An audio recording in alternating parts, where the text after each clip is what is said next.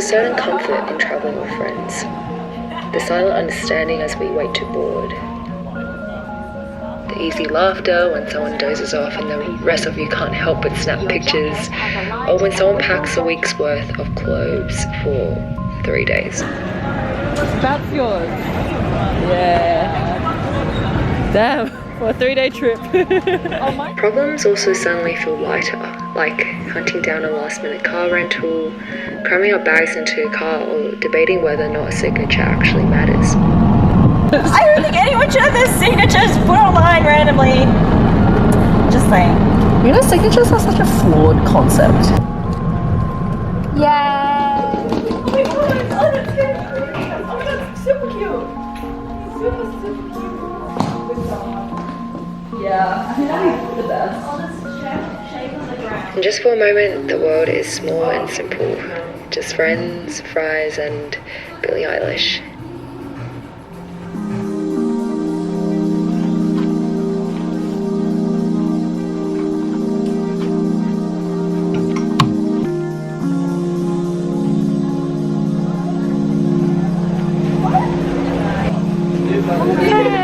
Life is nothing without friends. To us, Adelaide moves at its own pace. It's unhurried and just a little bit nosy in the best way. In the bathroom queue, a cleaning lady tells us about PE uniforms and simpler times.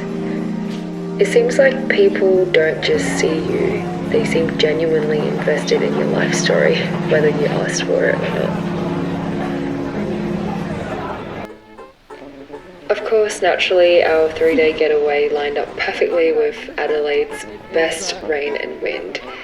So most of our city strolls were spent dodging puddles and wrestling umbrellas, but somehow we still managed to have fun.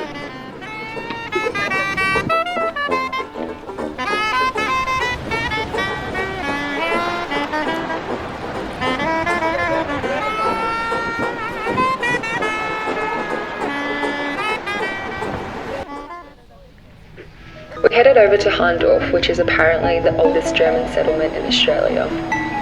Walking down the main street past bakeries and old elm trees, I got that weird familiar feeling, like I'd somehow landed halfway between here and a random memory of Germany from years ago. We spent the entire day hunting for mulled wine and apple juice, and just as we were about to give up, we found a store by the car park. Maybe it was just apple juice, but finding it together felt like a big, ridiculous victory. Humidity is rising, run is getting low. So come on, do the locomotion with me.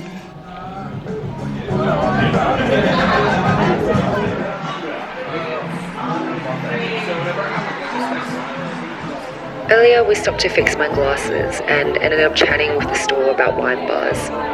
That random detour led us to a simple spot and the best banana caramel dessert we've ever had.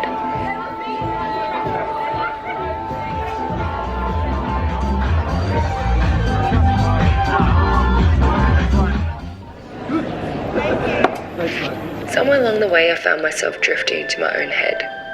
Maybe it was the intermittent rain, or how Adelaide felt like a parallel universe of Sydney, an alternative reality. There's something about travel that makes you reflect on the what-ifs.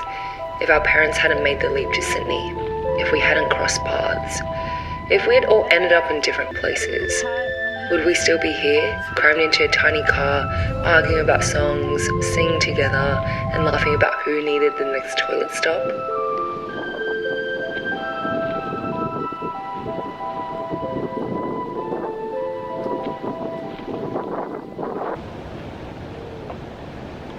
Those thoughts crept in during the quiet stretches, watching sunlight on the waves, walking through a windswept beach.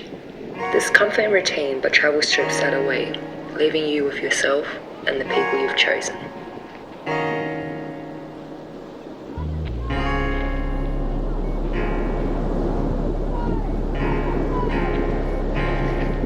As we walked along the beach, I kept thinking how unlikely it was that we'd all ended up here. A few different choices, and none of this would have happened. If our parents hadn't made the call to move to Sydney, or if any of us had taken a slightly different path, none of this would be happening. We could have easily been total strangers, living completely different lives. But instead, here we are, just talking and laughing and sharing this random moment.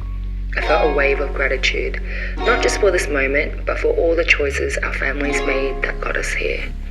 But even surrounded by everyone, I couldn't shake the feeling of being stuck between feeling lucky and wondering about all the other lives we could have lived. It's funny how even when everything feels right, crisp air, a beautiful view, people you love, my mind still drifts. Not in a dramatic way, just little thoughts.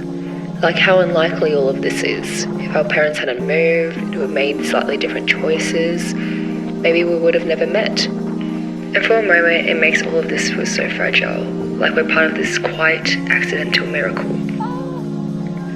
Still, I catch myself slipping, thinking about the lives I didn't live, the versions of me that never came to be. I used to get stuck there, in all the what ifs and maybes, chasing these alternate realities that felt shinier, more certain. But lately, I've been trying to stay with what's real, this version. Even if it's not perfect, even if I don't have it all figured out.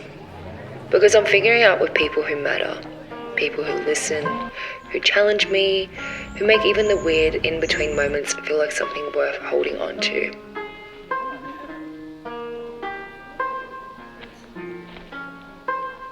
The turning point wasn't dramatic, it was just small things.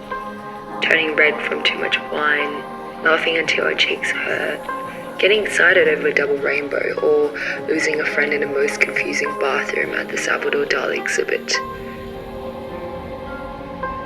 Wandering through the surreal exhibit, we swapped stories. Friends sharing what they remembered from high school art classes, their own little obsessions with surrealism, symbolism, and the weird beauty of it all. After the Dali exhibit, we decided to chase the sunset. The sky glowing orange and pink above the water, the four of us stood there on the cold shore. It was chilly enough to pull our jackets tighter, but somehow that cold made the moment feel sharper, more real.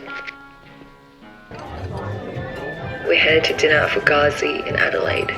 It was the kind of place where the noise of chatter and clinking glasses blends into the background, and you just settle in, feeling at ease with good food and better company. The conversation drifted from silly debates to quiet stories about family and home. I told a joke that wasn't really funny, but everyone laughed anyway. Between bites and sips, I realized this kind of connection is something that didn't need to be forced. It was just here, unfolding around the table.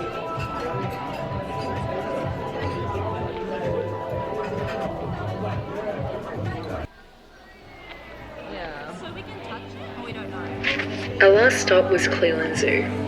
Maybe it was being surrounded by creatures who didn't overthink anything, or maybe it was watching friends attempt risky maneuvers without the fear of being punched by kangaroos. Either way, something about it all just cleared my mind. It's so soft. It's really soft.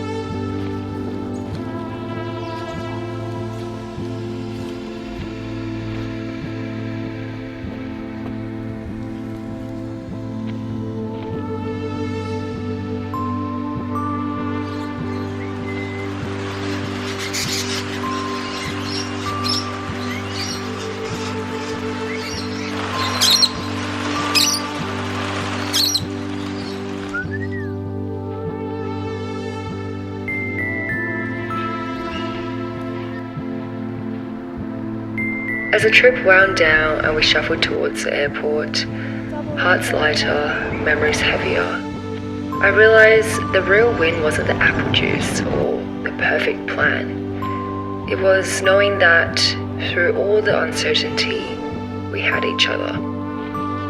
That's what made every moment, awkward, joyful, or just plain ridiculous, worth it. And maybe that's all I really needed to remember.